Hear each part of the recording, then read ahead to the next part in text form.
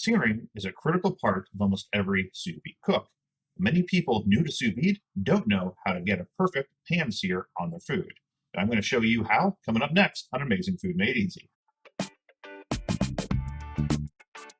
Hey there, I'm Jason Monson from Amazing Food Made Easy and president of the International Sous Vide Association. Today, I want to talk about how to get a great pan sear on your sous vide food. There's a lot of different ways to sear, and I talk about some different methods in other videos. But in this one, I want to focus on pan searing. This can be done in a cast iron pan, a stainless steel pan, a flat top, a skillet, cast iron skillet, whatever type of flat pan you're putting on your either stove or on a grill even. This follows very closely the traditional sous vide searing process. And that is, you take the food out of the bag and you dry it off really, really well. Especially for pan searing, drying it off is even more critical than some other methods because it transfers heat very quickly and a lot of the moisture can get trapped underneath the food, making it even harder to get a good sear on if it's moist. So use some paper towels, use a dishcloth, get all the moisture off the outside of the food first. Because searing in a pan can raise the temperature very quickly, one way to make it easier on yourself is to chill your food first. You can do this by leaving it on the counter for 10 to 15 minutes, or you can put it in an ice bath if you really want to maximize your sear. For me, usually 10 to 15 minutes sitting on the counter lowers the temperature enough that it allows me to have an extra minute or two on the sear, and it really comes out golden brown without smoking out my entire apartment. I like to then put a little bit of oil on the meat. You can put it directly in the pan, but I find it smokes a lot more when I do that. So I put some on the meat itself, and I put it down in the middle of the pan. That allows it to fill in the nooks and crannies, but it's not going to be burning on the outside. I also like to use a high smoke point oil. Some of the favorites that I use are extra light olive oil, not extra virgin, but the extra light. A lot of people like to use ghee. You can also use avocado oil or any high smoke point oil. The pan that you use can make a big difference in the searing process. A cast iron pan or a cast iron skillet tend to work best. They hold a lot of heat in, and when you put your food on there, they don't cool off nearly as much, leading to a much quicker sear. And that's the name of the game with your sous vide sear, is keeping it quick.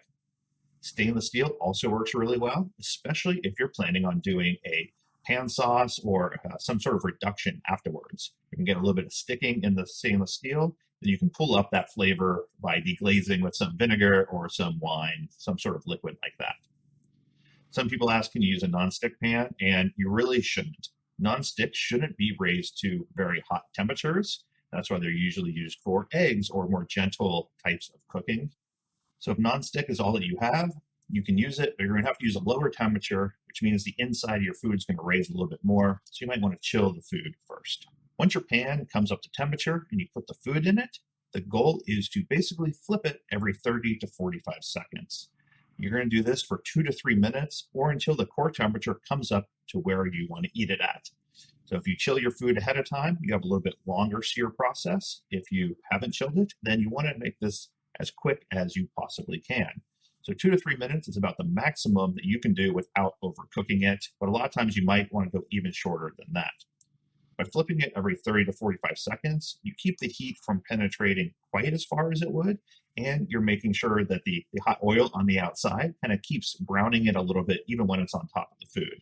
It speeds up the process a little bit, helps it sear a little more evenly, and helps keep the internal temperature from raising quite as fast. If you're going for a longer sear, you started from chilled or from a lower temperature, pull out your meat thermometer that you don't have to use anymore because you have sous vide, and stick it in there and monitor the inside temperature of your food.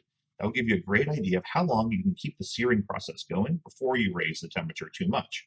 I do that a lot when I'm reheating.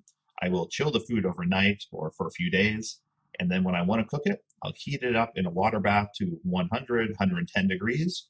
I'll pull it out and I'll sear it back up to 120, 130, knowing that my food's already safe to eat and perfectly cooked. I can use a meat thermometer to monitor the inside temperature to make sure that I don't go too far and I don't overcook my food. To me, it's a great way to maximize the sear while still keeping all that juicy tenderness that sous vide provides. Once you get that sear on, you can pull it off and you can now eat and enjoy it. As I said, you can also make a pan sauce, especially if you've cooked in stainless steel and you have some frond developing on the bottom. Just add a little bit of vinegar, some wine, scrape that up, maybe some shallots or some mustard, You're going to have a nice, easy, simple pan sauce to serve with your perfectly cooked sous vide meal. Till next time, I'm Jason Loxton.